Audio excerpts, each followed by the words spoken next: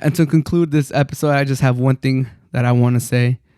I think, I don't think, I'm going to say it.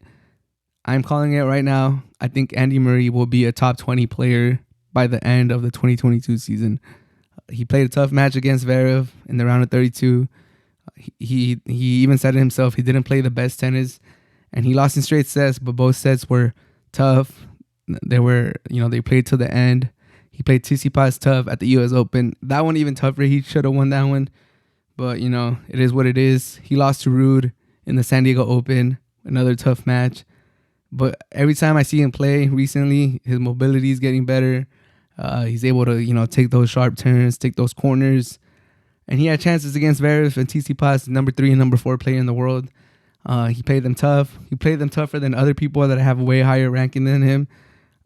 It is tough right now because his ranking's so low, so he's always entering these tournaments as a wild card, meaning that he's always going to get a tough draw. He's never going to have like a cakewalk to like the 4th or round of 16 in any tournament. So it's tough. He needs to win at least a 250 or a 500 to move up in the rankings, and then he's able to really get like a more favorable draw at like a major slam or at a Masters 1000. So he needs to like win a 250 or something just to try to get ranked and get an easier path.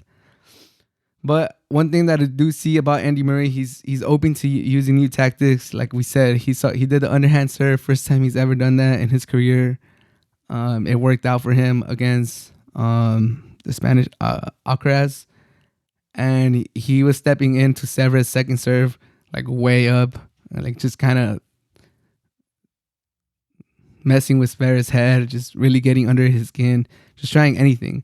So I like that about Andy Murray. I think it's good for him. Like obviously with the metal hip, he's never going to have the mobility that once made him, that was one of the marquee things for Andy Murray, his mobility, his great defense, being able to get to any point. His mobility is getting better, but he's never going to be that player again with that amazing mobility, with, that able to save any point. So for him to be open to try these tactics, I think it goes good for Andy Murray. I think he's coachable. I think it shows that he's able to adapt.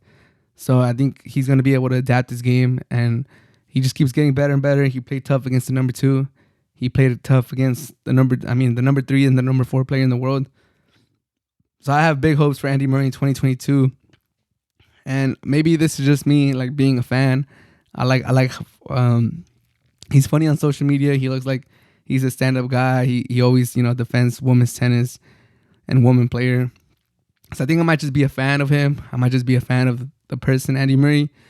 But I truly believe that he does have the capability to be a top 20 player in 2022.